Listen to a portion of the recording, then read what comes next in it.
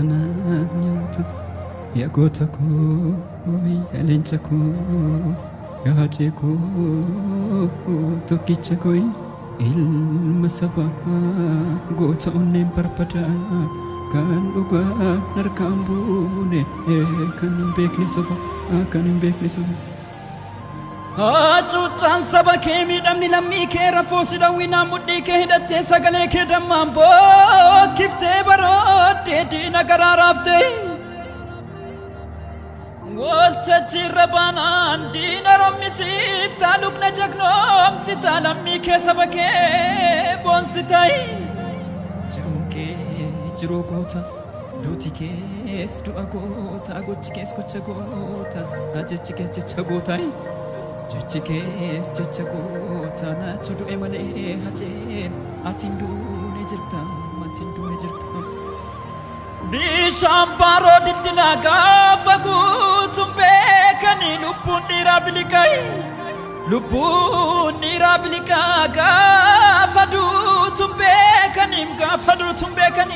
gafadutumbe kani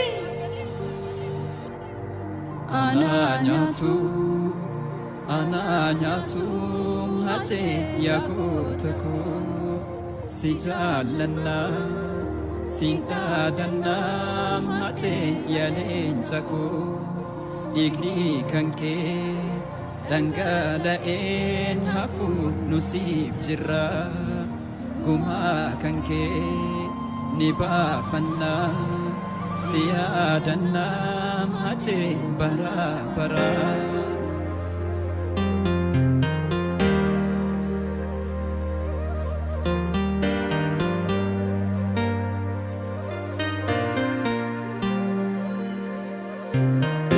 Towan kalesa lubbuun isaa darbee lafeensaa caccabee arras kunoo dhufee dabareenaa jecha hacaaluu qaqqabee hacaaluu hundeessaa beekaa Oromoon qabdu hambaa goota keenyaa leenca jabarbadaa dhiira akka hacaaluu dhabnee kaliin teenyaa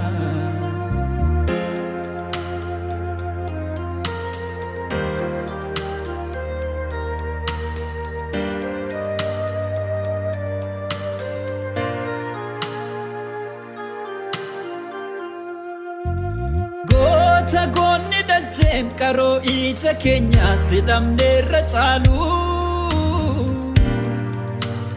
Wabin ke guddate amana ke fute kayo ke hadaltu Duka soban kamne Oromof dubbate nuti gote maka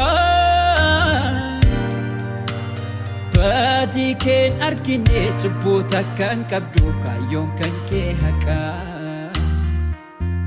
Hacaalu jirra jette Hacaalu harka kee ol qabde Hacaalu jiruu nuuf labsite Hacaalu jireenya kee dhabde Hacaalu guyyaan isaa yoomii Hacaalu borii moo iftaanii Hacaalu dhufaan jiran jennee matoo Hacaalu eessa jirtuudhaanii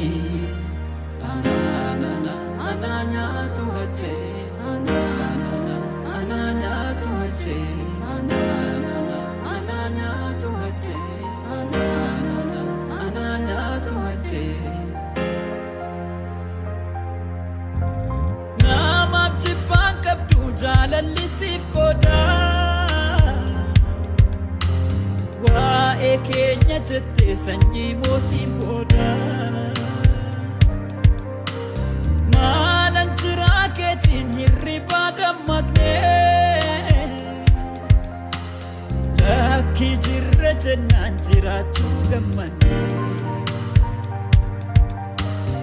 Eessa jirtuu kan kee teenye eegaa turreen dhufaa kee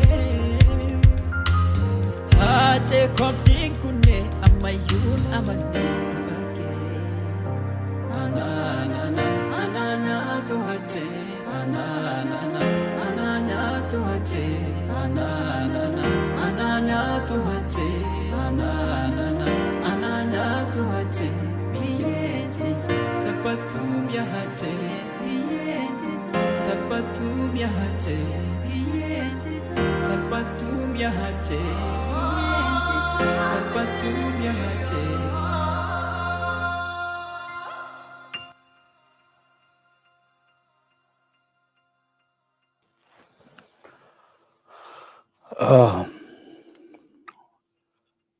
Yo ya ilmana ya mukiyata maratu nagayni kenya kawaqa isana laqabu torban kunga torban yadanno hacalu hundeysati seenaa isaa jiraachisuudhaaf legacy isaa itti fufsiisuudhaaf artistootaa fi gameeyyii hayyoota qarayyoo saba keenyaa kana afeeruudhaan gaddaas gammachuu waliin qabnu qoodachuudhaaf sagantaan jalqabnee itti fufaa jirti. Har'a dhubaa haca yaadachuudhaaf artistoota lamaan isanii qabadhee dhiyaadhee jira.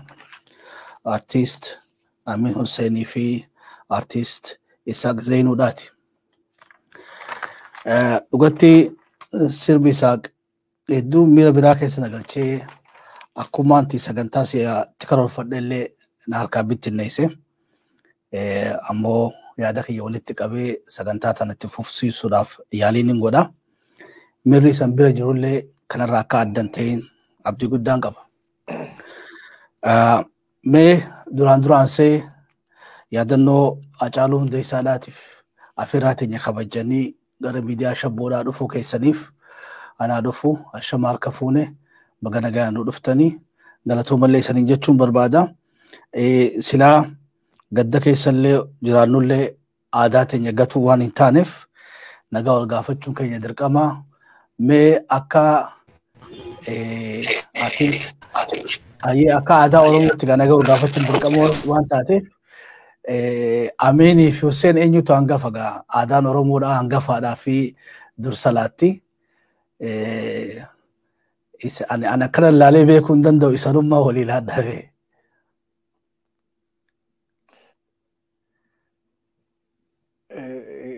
Sagaa wannoo maayikiin kan kee cufaa jiraa? Isaaq Amiinoo mootiitu hangafa. Mallattoo maayikii tan tuqa dhuban miyuutu irraa baafadhu. Miyuutu jira adeeroo Isaaq. I think so. Anuma tu hangafa natti fakkaate hin beekan jechuudha. Mee Isaaq nu dubbisi. Irraa kaaseera. Amma wal dhageenyaan isaa eenyutu hangafa abboo isan lamaan irraa? Abbaa filman taanu Amiin egaa weellisaa hangafa weellisaa salladhu. Ayya gaariidha. Isaaq akka nu deebi'u adeeroo Amiinoo hangafummaa Isaaq siilaatee jira. Mega akka nagaa akka aadaa Oromtichatti nagaa nu gaafadhu achumaan egaa gara sagantaa keenya seena.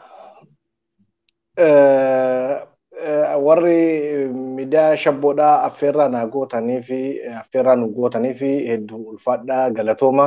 Asumaanis Isaaq keenya baay'ee galatoomii sirba akkas bareedaa obboleessa keenyaaf yaadannoodhaaf akka nu bareechitee sagalee bareedaa kanaan nu sirbuu keetiif hedduu ulfaadhu galatoomsiin jechuu barbaada. Galatooma isinillee warri na affeertan. Ayya adeeroo artist Amiin Huseen irra deebiidhaan gaa maqaa hordoftoota SHABO miidiyaatii fi ilmaan ayyaa idil addunyaa gubbaa jiraniin anaa dhufuu ashamaa sijaa baga nagaan nu dhuftan gara miidiyaa keenyatti. I think Isaaq ammallee neetwoorkii rakkisaa jira. Waliinutti fufnaa. Mee adeeroo Amiin akka artistii tokkotti mee gaafii si gaafadhu jaalalti beeytee daangaa hin qabne tan Oromoon artistii isaa Hacaaluu Hundeessaadhaaf qabu tuni maddisii maali jechuudha maalirraa burqe ilmi namallee haga jaalatan qaba ammoo ta isaa tuni daangaan qabdu ta isaa tun jechaanuu beeytee ibsuudhaaf jechaan namarraa xiqqaata wanni na dhibe keessa sabni keenya maaliif sadarkaa kana Hacaaluu jaalate dhugatti. Dhuguma dubbachuudhaaf miira keessaa bahuu hin dandeenye Hacaaluutu jaalala. Hacaaluutu tokkummaadha. Hacaaluutu abbaa jaalalaati. Gandaan amantiidhaan saba kana oduu addaan hin qoodin nama hundaa qixxee jaalata, ummata kana jaalata, ummata kanaaf jecha dhugaa jaalata, dhugaadhaaf mucaan kun waan dhugaa jaalatuuf sabni illee dhugaadhaan isa jaalata. Saba kanaaf jecha dhugaadhaan of kennee gaafa Oromoon rakkatu rakkoo isaanii bira dhaabbatee gaafa Oromoon gammadu gammachuu isaanii wajji gammadee osoo guyya takka hin sodaatin rakkoo gaafa wayyaaneen akkasitti osoo isa rakkistu biyya ambaatitti illee baqadhee hin jiraadhu jedheetiin lubbuu ofii aarsaa kenneetiin saba kanaaf jecha jiraachaa ture. Haacaaluutu jaalalaa uummanni Oromoo jaalata. Haacaaluutu siidaa tokkummaati. Oromoo kanaaf Haacaaluun addatti siidama kenna siidaa tokkummaati. Oromummaanuu Haacaaluudhaan osoo ibsame anaaf dubbachuudhaaf wannoon jedhu jechuun nama tokkummaa jaalatu, nama dhugumaan qabsoo Oromoo tana jaalatu, nama dhugumaan Oromoo tana jaalatu jetteetiin dhugumaan gaafatte mucaan kun umrii isaa 36 keessatti jaalala dhugaa yeroo gabaabduu tana keessatti Oromoo tanaaf umrii diqqishuu tana keessatti waan guddoo jaalala Oromoo barsiisee qabsollee waa hedduu barsiisee tokkummallee barsiisee saba kana biraa godaanee deema. Mucaan kun jaarraa tokko keessatti nama akkanaan nama Oromoo kana akka tokkummaadhaan jaalatu nama Oromoo gandaan osoo hin qoonne saba kana osoo addaan hin irra jaalatu nama manguddoo hundaa xiqqallee guddallee nama hundaa osoo jaalatu wannoo jedhu Oromoon jaarraa akkanaa keessatti nama akkanaan argattu Haacaaluutu jaalala onneen kenna hunda godaannisa Haacaaluu fayyuu danda'a. Kanaaf gaddi Oromoodhaa naagala nama jaalatan yoo biraa dhaban wanti Oromoon akkatti cabeef kanaafi cabnana kana keessaa immoo fayyuu qabna. Haacaaluutu jaalalaa Oromoon akkatti gaddee madaa'ee siin jedha. Ayo ulfaadhu wanni gaadiroo artist Amiin Huseen Juu isaatu ija takkaan nu laalaa fi Oromoonis ija takkaan isa laaltiidha. Isaatu beetee jaalala nuu qabaadha. Isaatu mallattoo tokkummaadhaati. Oromoon hundinuu jaalalaan irratti walii galteedha. Mee Isaaq akka artistii tokkotti jaalaltii ammallee neetworkiin rakkisaa jira fakkaata. Neetworkiin rakkisaa jira. Garuma adeeroo Amiinittiin deebi'aa. Haacaaluun hundeessaadhaa amala isarraa waa hedduu tanii jaaladhu ni jirti. Isaaq ni jirta amma? Neetworkii baay'ina rakkisaa jira. Umara kiran qabu neetworkii si dararaa jira. Wanni si gaafa dhume akka artistii tokkotti jaalaltii uummanni Oromoodhaa artist keenya Haacaaluu hundeessaadhaaf qabu kuni waa takkaanuu madaaluu hin danda'amu jechuudha. Ammoo burqaan jaalala isaa kuni maalirraa maddee sitti fakkaata deeroo akka hubannaa keetiitti. Jaalannaa. Akkuma Amiin jedhee Haacaaluu hundeessaa weellisaa qofa osoo hin taane hayyuudha. Nama har'a dhaabbatee waan bor dhufu nama beekuudha. Aktivistiidha. Nama jaalalaati. Haacaaluu keessatti argatta. Sagalee miidhagaa Haacaaluu keessatti argatta. Jaalala namaa Haacaaluu keessatti argatta. Bakka amantaa yoo deemtee jettee sheekan jedhu eddee hundatti ni jaallatama. Isatu laawwantatama. Isatu nama tokkummaa waan ta'eef uummanni Oromoo irratti du'ee irratti dhumaa jira. Haacaaluu nama osoo ofii hin jiraatin saba isaatiif.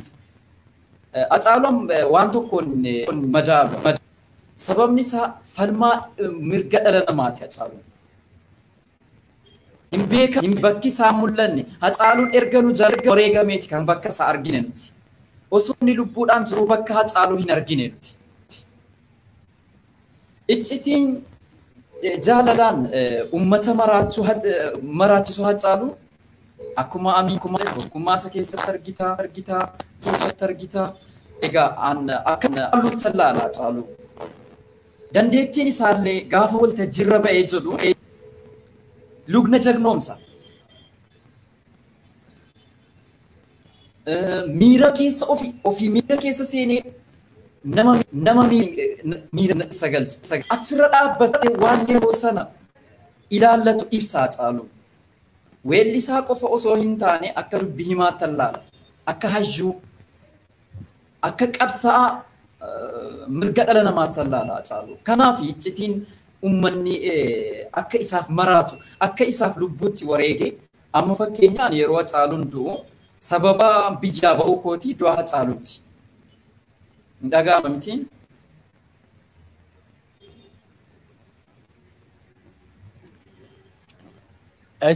Isaaq ammallee okay. Gaarii mee Amiinoo gara keetiitiin deebi'a. Waan Isaaq deebite itti fufi. Ayyee ni dhagaa. Ni dhaga'ama. Inumaatu gaafiin sii qabaa yoo kana dhageessuuf jiraattu taate mudannoo beetee wannummaan biyya raasii baasee sababa isaati. Amma gara hojii kee ka aartiittiin deebi'a. Wallee san keessatti hammam takka gadda beetee mira gaddaa saba keenya keessa jiru bikka uummata Oromoo buutee gadda san sirba kee aartii kana keessatti calaqqiftee jirta. Sirba kee kana dhaamsi ati uummata Oromootiif akka aartistiitti dabarsuu barbaadde maali tokko lammaffaadha. Dhaamsuma kana dabarfachuudhaanoo rakkoon si mudate maali sanumaanuu seenaa kennu ibsi Amiinoo na uffachiisittiin deebi'a. Rakkoon. Akkuma beekamu kanaan duras miidiyaadhuma kanarratti gaaffii deebii godheetiin ture. Hacaaluu ajjeechaa Hacaaluuti ana kan biyyarraa na baase jechuudha. Ergaa Hacaaluun ajjeefame wanni Oromiyaa keessa ture beekamaadha hanga har'aatti Oromiyaan kan golamaa jirtu sababa ajjeechaa Hacaaluuti kan abdii uummata dhuunchiise jechuudha. Lubbuun namoota hedduu fuuldura kootti darbeeti jira yeroo itti jiratti. Anmaan ture yuunivarsiitiin baradhaa tiyaatirikaal aartii waggaa sadaffaatti darbeetani kanan barumsa kan kiyyallee bahuuf dirqame jechuudha. Egaa Hacaaluu wareegaaluu gaafa jedhamu dhugaanatti hin fakkaanne ture. Sana booda hiriyaan kiyya tokko akkuma jennaan jira isa ofitti waamee akkuma gadda baanee hiriira baaneeni sana booda gallee walaloo fi dhaloo walumaan hojjenne. Gaafa kana hojjeta lama guutuu waan nyaanneen ture. Dhugaanatti hin fakkaanne. Eenyutti dhugaa fakkaate duuti Hacaaluu? Eenyutti dhugaan fakkaanne? Ana dabalatee jechuudha. Kiliipii isaa argiteetta yoo ta'e jedhee baay'ee huqqataan ture yeroo sanatti. Guyyaa lama waan nyaanne yeroo sirba hojjettu Amiin beekaa humna godhatte sirba hojjetta. Waa nyaatu. Kun jira. Yeroo kana keessatti osoo waan nyaatini kanan naqee sirba kana hojjedhe jechuudha. Abbaan istuudiyoo sun haaraa ture isaa nagaadhaan garuu naan jedhe. An tokkoffaa awwaa tokkoof hin nyaanne yeroon hojjedhu miira keessa galee saampiluma sana qofittiidhaan kanan hojjedhe. Egaa isa jiru hamma ta'e ibsadheeran jedha. Sana yaachummaan hiriyootaan kan koo hidhaanis jalqabe ijoolleen hedduun na biratti ajjeefamuu kanan tuni jaalala ajjeefaman hedduutu turen yeroo sanatti jechuudha Jimmaan keessatti. Sana booda golumsi Oromiyaa keessatti baay'ee jennaan gara Finfinnee dhufee achi gara Finfinnee kun dhufee harka nyaatetti sirba jedhu. Harka nyaatetti maquma Hacaaluuti achi keessatti kanan itti fayyadamuu danda'e. Ayyee mee gara adeeroo Huseeniittiin deebi'a. Amiinoo na uffalchi. Waan beektee Hacaaluun artiist Hacaaluu Hundeessaa amaloota inni qabu keessaa waan nama ajaa'ibsu jira. Hayyummaan isaa shakkiin qabdu nama arara dhaabbatee heegareellee nuuraage. Nama ammas Isaaq fixatte moo? Hin xumuranne harka nyaatetti kan jedhu sirba sana Hacaaluu dhumarraan qabeeti erga sirba Hacaaluu kana baase ka'umsi biyyaa na baasu tokko inni guddaan kana nama fakkeenya nama Jimmaati nama Jimmatti dhalate guddate Aggaroodha bakka muummeen ministeeraatti dhalate guddate biyya jechuudha.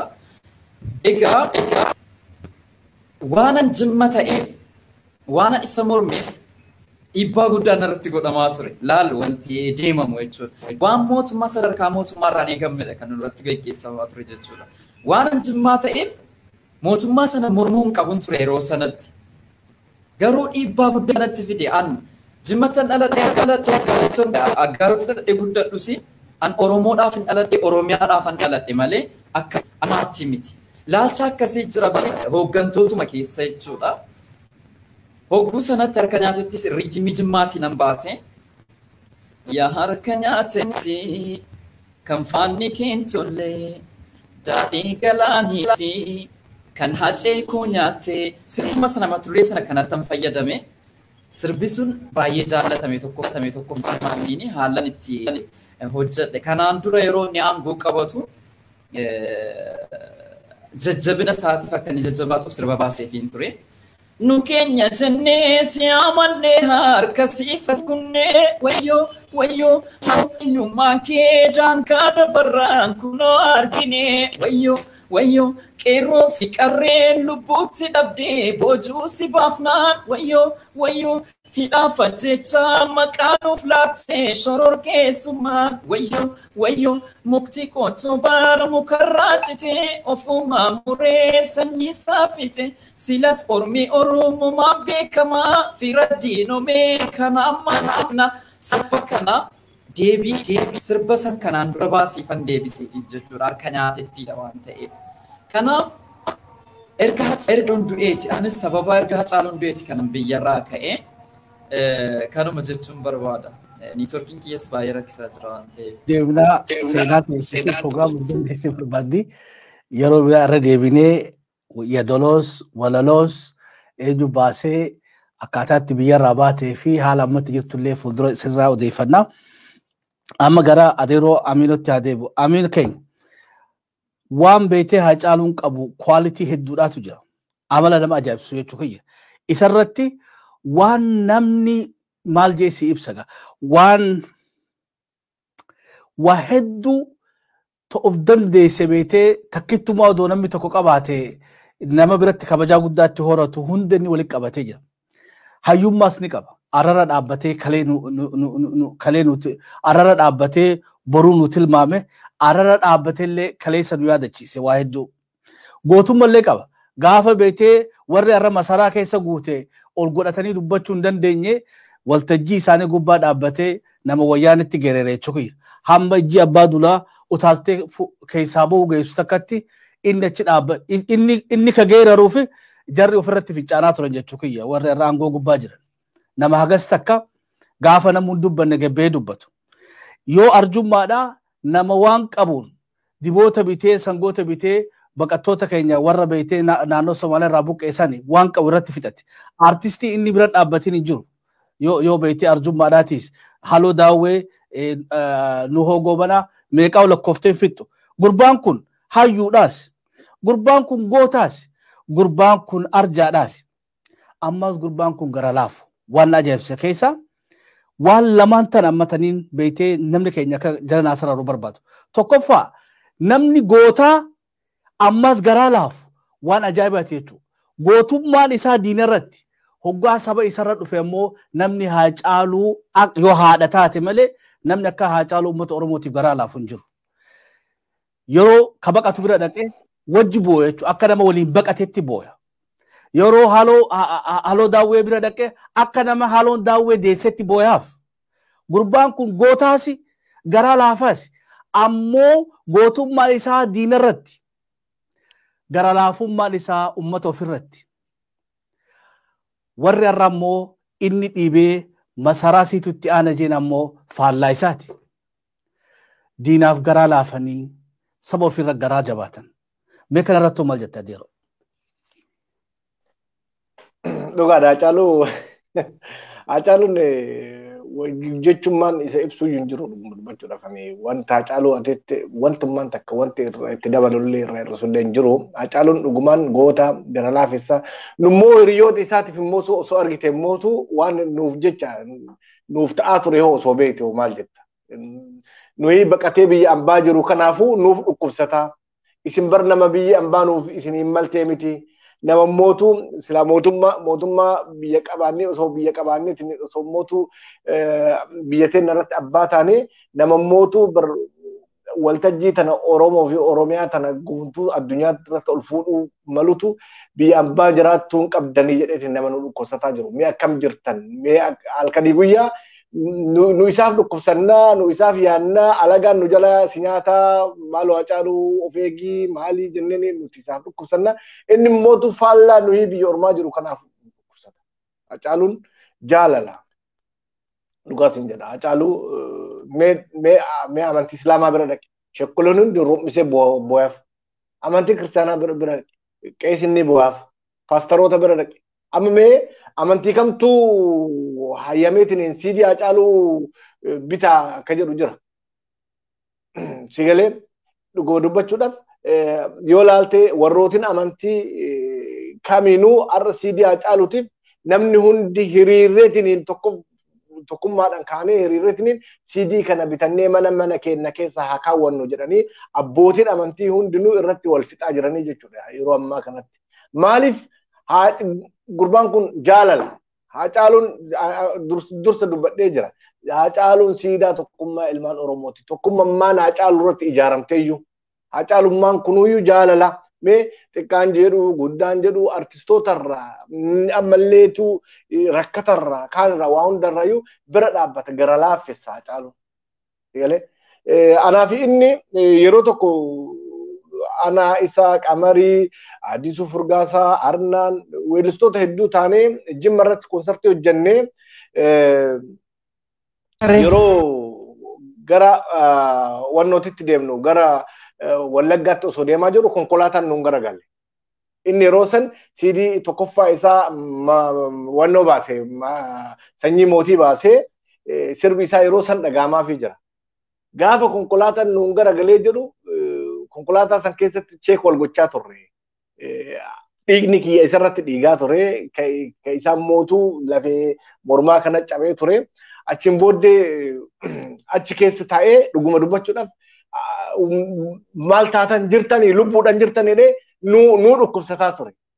Ani mootuu Hacaaluun anaaf Hacaaluun odoo inni sirban baasne dura ol beekna. Anaaf Hacaaluun wajjin dararaa heddullee wajji argineerra gidiraa heddullee wajji argineerra.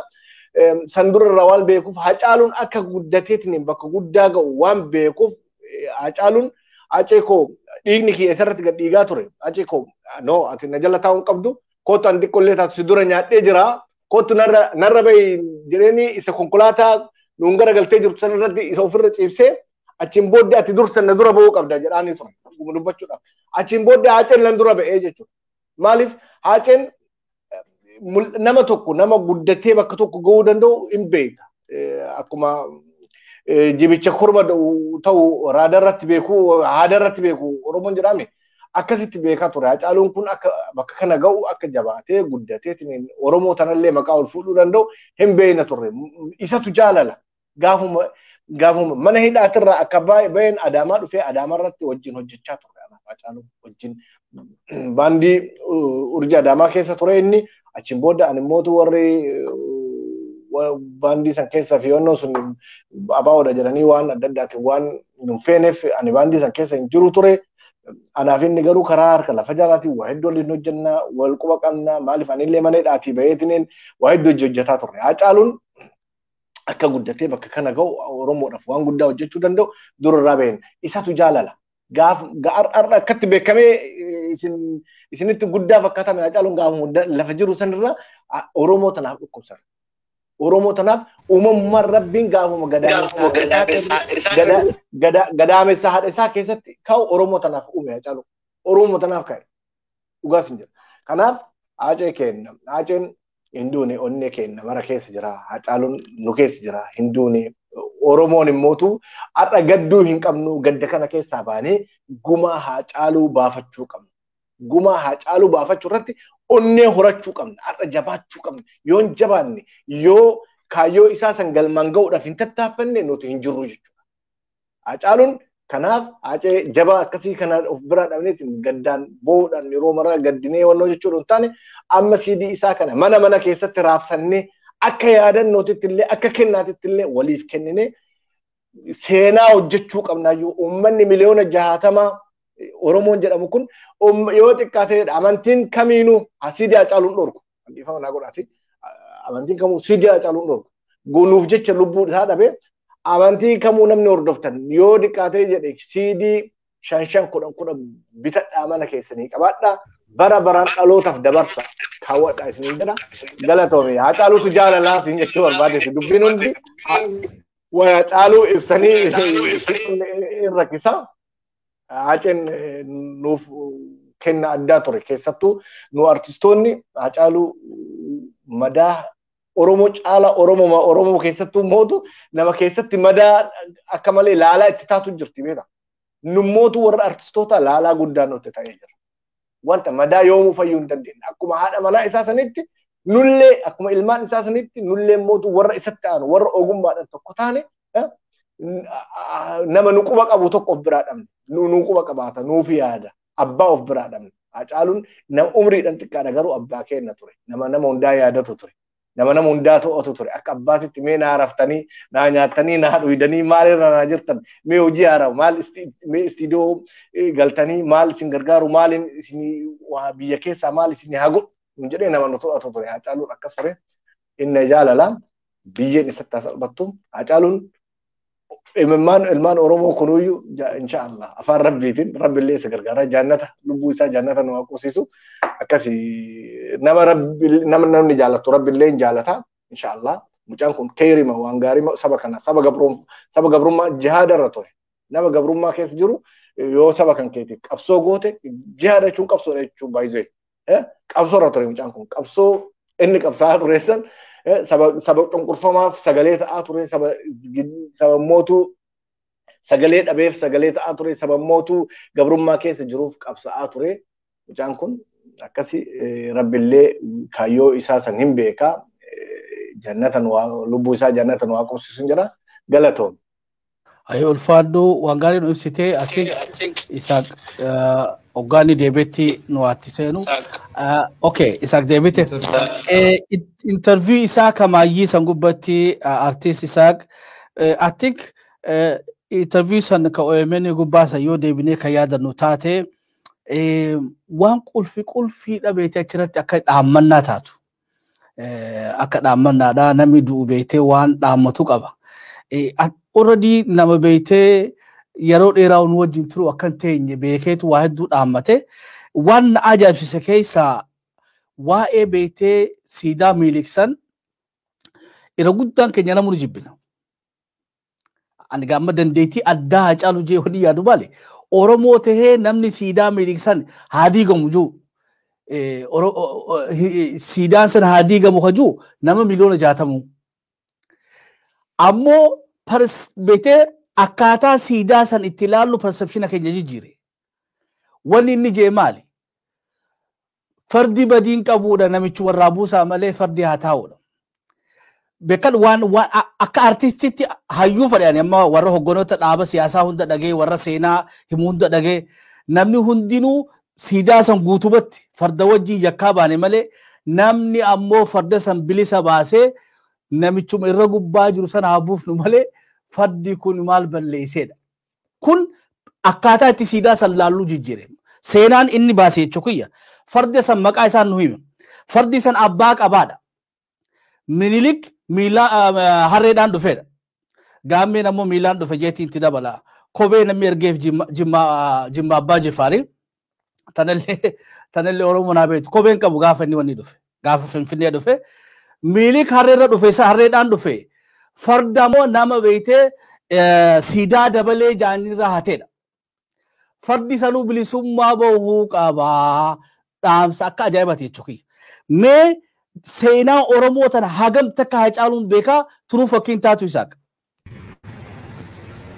laal Haceen akkuma kanaan dura jedhee hayyuudha kitaaba dubbifameen dhumne Haceen akkuma jettee kanaan dura siidaa sana oguun Finfinnee dhaqu naqaan jibbaan isaaf qabu sanaaf qabu jechuudha Minilikiin qofa osoo fardicha sana akka waan inni Oromoo Minilikii wajjin Minilikii wajjeesaa ture cillaadha erga intervii sanaati Hacaaluun fardi kan keenya jedhe jechuudha deebiin naannoo sana dhaqa yeroo Finfinnee dhaqu siidaa sana jala jechuudha yaa farda nana akkuma keenya yeroo kan akkuma keenya garboomtee jirtaatillee gaafa bilisa baane sis bilisa baafnan jedheetti dubbachaa ture farduma sanatti dhaabbadhee jechuudha jalatti egaa Hacaaluu waan ittiin tilmaamtu waliin qabdu bar Amiin jarri hiriyaadha waa hedduu dabarsee kiyamma yeroo inni gara Jimmaa dhufanii Jimmaadha osoo galan konkolaataan ittiin garagalee sana gaba qabna ture qabsana xixiqqoo turre nuti konsertii sana irratti argameen ture anis xiqqoon ture yeroo sana jechuudha egaa yeroo jarri deebi'an sana akkas konkolaataan ittiin garagalee gaafa jedhamu namoonni akka ajaa'ibaatti na uummanni hundi jechuudha gaafa immoo waan ta'e sana Amiin hammanatti mee jedhu baay'ee keessi kan kun agadde nama ofii jiraachuun feene bar nama Hacaaluu akka ibsuun qabu dhugaa jechannaa hanqata. By the way, wanni kun waan itti karoorfamee yaadamee harka mootummaatiin itti qophaa'e. Hacaaluu akkumaan Oromoodhaaf qaalii ta'e. Nutuyyuu du'a lama du'ee jira. Hacaaluun du'a gootaa hin gale malee hin duune Hacaaluun. Seenaan isaa jiraattillee seenaa hojjenaa jechisaa afaan isaa keessaa baatu. Nafxanyoota meeqa ba'e jechi tokkoon isaa jechuudha. Iyyisiisaa ba'e ni. Warra Oromoo ta'anii maqaa Oromoo dhaatanii jechuudha. Uummata kana boolaa turan akka inni tiraasaa ture hundi keenya hin beekne jechisaa tokkittiin jechuudha. Nama paartiif hin dhaabbanne nama Oromoo qofaaf of wareegee dhaabbatudha Hacaaluun. Elaa duuti isaa akka daawwiteen jedhee eenyuun namaatu yuunutis yeroo eegganna duuti walii lama du'a dhaabbitti duunee jirra nuti gumaa Hacaaluu baasuu dadhabuu keenyatti. Ittuuyyuu duuti Hacaaluu namoota hedduu akka nu kaffalu gumaa Hacaaluu bacaama waan hedduun nurra jira beekaa. Hacaaluudhaaf gumaa baasaa namoota sababa isaatiif illee wareegamaniif gumaa baasuu danda'uu qabna nuti yeroo ammaa kana keessatti. Uffata gurraacha uffannee akka aadaa Oromootti sila gaafa tokko yoonnatti kaastii turetu jira. Hacaaluudhaaf gadduun isaa gadduu osoo hin taane ofii keenya gadduu qabna. Ofii gadduu qabna. Sababni isaa Hacaaluun haala jiru seenaa hojjeteera. Du'as qabataniitti duuti isaa seenaa hojjete. Daawwitee Mokonnan duuti Hacaaluu Oromiyaa bilisoomsuu danda'uu qaba ture. Sirriidha immoo. Duuti Hacaaluu Oromiyaa bilisoomsuu qaba ture.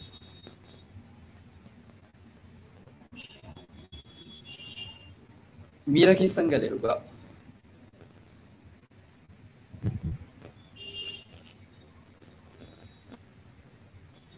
Lubbuun isaa darbee lafeensaa caccabee har'as kunoo dhufee dabaree naa jecha Hacaaluu qaqqabee. Hacaaluu hundeessaa beekaa Oromoon qabdu hambaa goota keenyaa. Leenca jabarbadaa dhiira akka Hacaaluu kanneen kamiin teenyaa.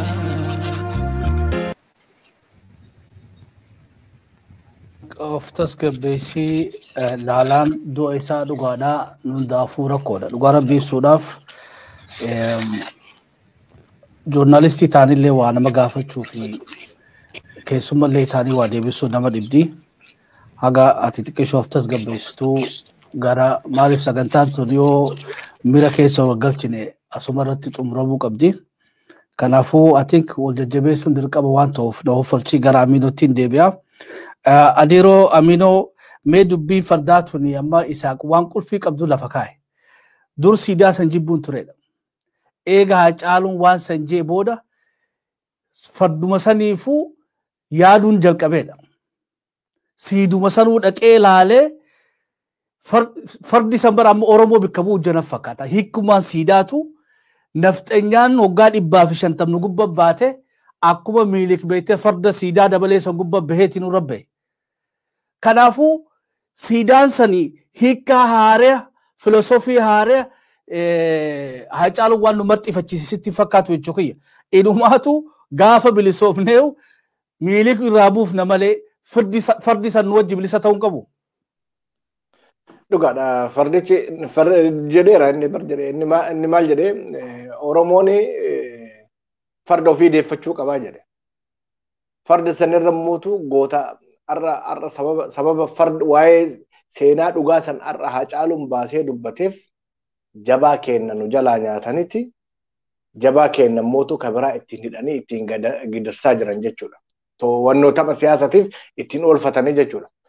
Seenam maaliif namni biyyee milikiin jaalatu biyyee maasaraa mootummaa keessatti tolfatee itti sagadaa halkanii guyyaa isaaf isgoo biyyee koo akkasii koo jedheetiin isaaf sagadu biyyee isaa kan inni sagaduu san jalaa waan tuqeef arra lubbuu Hacaaluu nyaatetiin Hacaaluun jijjiirama arra dhufe kana keessatti gahee leencaa adda dureedhaan jijjiirama san keessatti gahee leencaa adda dureedhaan katabate Haacaaluudha. Luyinoota arra maasaraa mootummaa keessa teessota akka Abiyyi cooftuu tanneen tana hunda namni onnee itti horeetiniif maasaraa mootummaa sana 4 kiiloodhaaf si to'aane jedheetiniin diina dura dhaabbatee laphee ofii kenneetiniin wareegamee geerareetiniin onnee ilmaan Oromootitti illee onnee warra luyinaa opidiyoo luyinoota diinaaf ergamaa turtittu onnee horaa ture Haacaaluudha jechuudha. So kanaaf siidaan suni Oromoodhaan ibsamuu danda'a. Haacaaluun sammuu Oromoo guutuu jijjiiree farda keenyallee gabrummaa irraa baafannee inshaallah afaan rabbiitiin goota keenya Finfinneetti awwaaluu nu jalaa dhoorkan kana inshaallah siidaa isaa Minilikiin achirraa buufnee Haacaaluu mataa sanirra kennaa jechuudha. Yoo afaan rabbiitiin amboo qoftitti siidaan Haacaaluu dhaabbatamee kaafu odoo hin taane Oromiyaan arra Oromoon kanaaf qabsaa'uu qaba. Oromiyaan gabrummaa tana keessaa baatee biyyattii san keessatti Oromoon dhuunfatee abbaa ta'ee siidaa sanirraa farda keenyarraa buufnee goota keenya Haacaaluu irra kaa'uu qabna. Akkasitti madaa san fayyuu dandeenya nuti. Yoo Oromoon akkasitti godhee gumaa kana baase madaa Haacaaluu fayyuu dandeenya malee akka biraatitti fayyuu hin dandeenyu. Oromoon siidaa sanirra Haacaaluu kaa'uu qaba. Akkasii galatoomi. Beekaduu amma dubbiin tuni fuulduraleetti si yaadachuu teenya. Isan lamaan ammoo waan ajaa'iba sammuutii keessa dhiiftan. Isaaq maal jee ani eega dubbii Haacaaluu dhageen farda saniifillee gadduu jalqabeedha. Fardi san waa uummata Oromootuu naf fakkaataan. Yooma qaallichi kun irraa bu'aa kajeelaa jiraadha. So simboolii gabrummaa keenyaatu mallattoon gabrummaa keenyaatu farda keenya kahatame kan Minilik irra taa'uun dubbii beeytee artist Isaaq Zeenuudhaa jee taatee immootti nu dabalte akkittummaan gumaan Haacaaluutu galeetti beenu Minilik irraa bu'ee farda inni itti wareegameef san barama dubbiin tanuma dubbiin Haacaaluutti wareegame iccetiin tanuma beekadha waan biraatii miti dubbiin nafxanyaatti waccee itti maraattee warri 4 kiiloo keessa jirus siyaasaan isaanii jechuu tokkochaa kanaan inni biyya nyaachise wanni itti ajjeesanillee dubbuma farda siidaa dabaleeti gaafa Haacaaluu farda sanirratti deebiifne qofa nulleen gadda kana keessaa bahuu dandeenya gumaalleen gale jechuu dandeenyaan isan lamaan ugaa jecha ciccimoo jecha beeytee qaalii itti isan yaadannuu nu dhiiftanii mee gara adeeroo Isaaq ittiin deebi'a. Adeeroo Isaaq kan bacinaadhaan Haacaaluu wanni adda godhaa keessaa maali yoo jenne Haacaaluun sirbii fiifuutti beekame sirba inni beeytee Jimmaaf sirbe sanyii mootii kan jiru. Sirba sana ammaas bilaashitti beeytee tolaanii magaalaa Aggaarootiif akka itti misoomtuuf gumaache. Amma ummanni Jimmaadhaa waa ulee lamaan garafamaa jiran. Kanallee akka irra narraa dubbattuun barbaada. Tokkoffaa Jimmi lafti beeytee Oromoon duutee guyyaa aaraa reefu Oromoo keessatti shorreessanii kopheedhaan tumani Jimma keessaa taakka. Lammaffaa namni akka qeeroo fi qarree Jimmaadhaa Abiyyi masaraa san seenuudhaaf gatii guddaa kafaleen jiru. Ammoo akkaataan PPdhaa fi akkaataan beeytee biltsiginnaan sammuu uummata Oromootti gawwoomsaa jirtu Jimma waan beeytee Abiyyi jaalatutti fakkeessan. Ammoo waan an qoradhee arga keessaa wanni lama Oromoodhaa galuu qabdi. Biiti namni du'e Oromoo Jimma qofa keessatti kan Oromoo qeeroon du'e awwaalamee qabri irraa baasan jechuudha. Qabri irraa baasanii nama du'e. Qabri irraa baasanii maatii isaatti hidhan yoo jiraate Jimma. Bikki ilmi Oromoodhaa itti ajjeesanii lafarra shorreessan yoo keessa jiraate Jimma. Jimma gatii jajjaboodha kafalaa jirti. Sabboonummaa fiitiif. Ammoo ummanni Oromoo too tana ni beekaa Isaaq. Gaafii barbaachisaadha kan na gaafatte. Egaa dhimma Jimmaa kanaan gadi fageenyaan bareechee quban qaba. Hiriyoottan kan kiyya warra yuunivarsiitii wajjin barannus warra kanaan dura jijjiirama kana keessatti gahee qaban hundi jira. Baay'isawee wanti hubatamuu qabu kanarra deddeebi'aan dubbadheetiin jira. Ajjeecha Haacaaluuti as ummanni Jimmaa Oromoon qulqulluun kan Oromummaa saatiifatu mana hidhaa jira. mana hidhaa jira. Mana tokko keessaa maatiidhaan kan hidhamantu jiru. Sanarra darbee erga hidhaadhaa ba'anii namoonni Jimmaan keessatti qeerroon qarreen akka kanatti ajjeefame bakka keessatti gatamaa ture hedduu isaanii jiru. Inni kan baddaatti galaniiti jiru. Amma dheengaddareeffa lafarraa harkifame sana jechuudha. Asirratti ergaa lama dabarfachuu barbaada. Akkamitti taateen kun ta'e kan jedhu sababa kamiitiif taateen kun ta'e kan jedhu uummanni Oromoo kan inni quba qabaachuu qabu. Akkuma beekamu godina Jimmaa keessatti limmuu keessatti ajjeechaa caaluudhaa as namni eenyummaan isaa amma saddan baafamne namni ajjeefame lakkoofsan qabu. Addabaabaayatti kan baafamee jechuudha. Mana hidhaa keessaa baasanii gurbaa tokko dargaggoo nama sadii mana hidhaa keessaa baasanii fuuldura hidhattootaatti hidhamoota warra hidhamanii jiranutti kana qabanii nama sadii ajjeesan. Fuuldura mucaa tokkootti amma kan gadhiifame maqaa amma nageenyummaa isaatiif dha'uu hin barbaadu. Nama sana amma dhukkubbii sammuutiif saaxilamee amma hidhamee jira. Fuuldura isaatti nama ijoolleen kun ajjeefamanii jennaan jechuudha. Ilaalee achii ba'ee dhukkubbii sammuutiif saaxilamee mana hidhameetti jira ammas namni sun. Maatiin gurbaan dheengadda lafarraa harkifamee jechuudha. Har'a akkatti jiraatan dhabanii limmuu gadhiisanii ba'anii jiru. Jimmaan keessaa jechuudha. Akkuma beekamu godinni Jimmaa sabaaf sablammootaan guutamtee jirti. Warri sabaaf sablammiin achi keessa jiranu akkuma Oromoo afaan Oromoo dubbatu aadaa Oromoo beeku.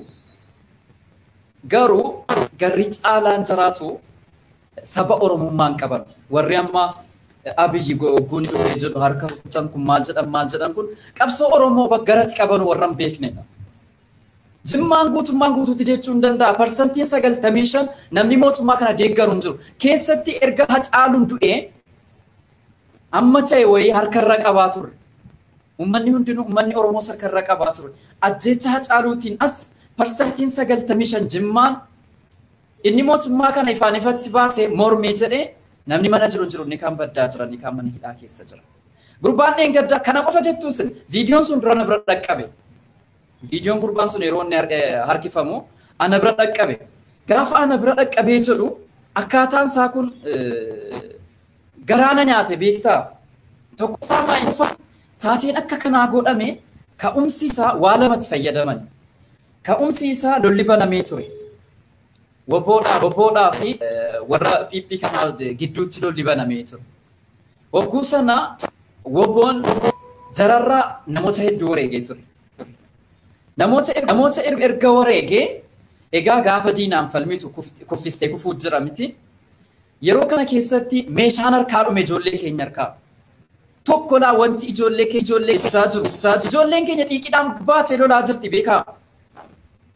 Du'uudhaan duratti namoota hedduu gaggalaafataa jiru. Jaruma hedduu gaggalaafataa jiru. Xiiqiidhaan Oromummaadhaan ba'anii lolaa jiru waan ta'eef nan du'eetan uummata kana bilisoomsa waan jedhan of keessatti qabatanii jiranuuf namni tokko ergamtoota mootummaa namoota hedduu ajjeesaniiti kan jarri du'aa jiran.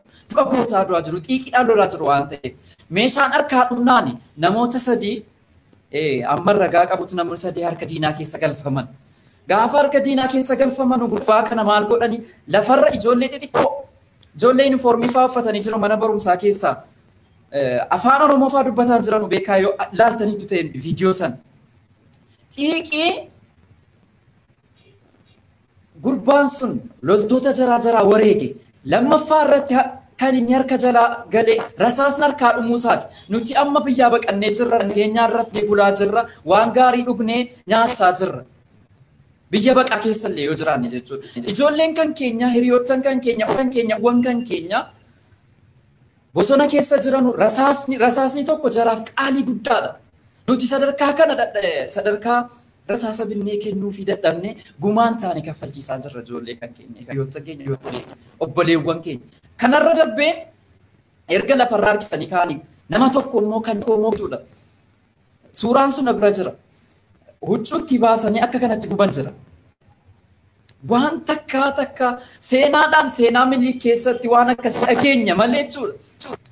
Wayyaanee keessatti koo waa hedduu argineera. Wayyaanee yakka yeroo hojjettu dhoskitee hojjetti beekaa. Kan wayyaaneen kan inni mul'ate kan eebbisaa addunyaatti yeroo sanatti galumsarra jirti waan ta'eef inni kun du'a lama du'uudha nama maqaa Oromootiin aangoo qabatee uummata Oromoo akka kanatti lafarraa harkisee uummatatti gadi yaasee qaama of uccuufaatti yaasanii ibiddaan gubaa turani. Kun salphinni akka kanaa mootummaa yeroo kanaa keessa jiraachuu jechuudha. Uummanni Jimmaa garbummaa gabrummaa akkanaa keessa hin jiru. Uummanni Oromoo hundi kan isin beekuudhaa qabdanu jechuudha. Fiilmii irratti dalagamaa jira. Kan isaa fudhatee jechuudha.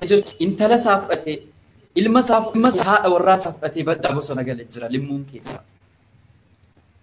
Hamma danda'a hamma jiranu sireerra ciisanii du'uurra teessee jette duutisii oolaan jiru waan ta'eef falmachuu filataniiti amma jechuudha. Uummanni Jimmaa akka kanatti jira. Baay'ee gabrummaa hamaa keessatti maqaa mootummaa kanaan waan inni achi keessaa ba'eef hacuuccaan inni irratti godhamaa jiru garan qabu. Miidiyaadhaan illee sadarkaa achi keessa miidiyaan galfame dubbatamu gabaafamuu dhoowwamuutti jira. Hacuuccaa daangaa hin qabne keessa jira beektaa uummanni Jimmaa keessatti gama Hacaaluutti gaafa dhufu Hacaaluun Jimmaadhaaf Jimmaa kan beeksise Hacaaluudha. Sanyii mootii sirboottan hedduutu achi keessa jira sirboottan shawaa jira Harargeedha eessaa Wallaggaadha sirbee jira. Sanyii mootii gaafa jedhu amma Hacaaluun kan inni ittiin beekamu sanyii mootiidhaan beekama. Sanyii gaafa baasu Jimmaan maal akka taate namoonni naannoon Oromiyaa illeetu jechuudha. Gurra isaaf ija isaa gara sanatti naannessee ture. Yeroo aggaaroon misoomaaf ol kaatu Hacaaluudha kan aggaaroon maal akka taate ibse nu warra achi keessatti dhalatee guddateerra jechuudha. Kan aggaaroon maal akka fakkaattuuf aggaaroon maal isii barbaachiftu kan ibse Hacaaluu. Kanaafuu duuti Hacaaluu keessatti Oromiyaa guutuu akkuma miidhee uummata Jimmaa daran miidheeti jira. Kun hubatamuu qaba.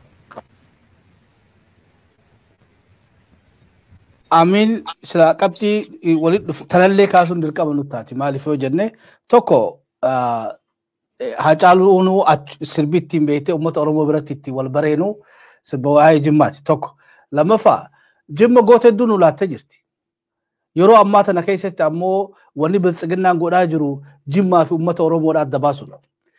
Jimma akka waan sabboonummaan keessa hin jirre akka waan beekte raayyaa abbaa mancaa achi keessaan bahini akka Ahmadiin Jabal achirraan dhufini lakkaa'uu hin danda'u. Oromoodhaaf Jimmaa fi Oromiyaan gargar ba'uu hin danda'an. Inumaatuu haalli Jimmaan yeroo ammaa tana keessatti itti miidhamaa jiran mul'ataatu hin jiru. Mul'ataatu hin jiru. Amma istaadiyooma nama guutanii san waan takka beektee tani an beekurraa namni keenyallee fuuldura akka gaarii sirreeffachuu qabu jee amanu maali? Finfinneetti aanee akkuma Finfinnee keessa Oromoo yaasanii ambiti fudhatteeti Jimmaas biyya beektee Finfinnee lammataa jechuu dandeenya. Abbaa biyyaa yaasanii hiyyeessanii sabaa fi sablammii achi keessatti beektee sooreessa dureessa godhaa jiran. Lolli kun gaafa Haayile Sillaasee irraa jalqabee haga ammatti duula Oromoo hiyyeessuudha Jimma keessa gaggeeffame yoo tuulama Finfinneedhaa taate malee namni muuxannoo akkasii keessa darbe hin jiru. Pointii gabaabduutti maali? Qeyroo fi qarree Jimmaadhaa kan beektee biltsiginnaan hidhatti fixaa jirtu. Kan beektee sagalee isaanii hawaasa keenya biratti dhagaamaa hin jirre mee yaadannuma Hacaaluu kana fayyadameetii akka artistiitti ubbalee keenya ka Jimmaatiif maal dhaamta? Oromoofoo maal dhaamta? Duraan dursee uummata Jimmaatirraa dubbachuu fedha. Uummanni Oromoo Jimmaa nama Oromoo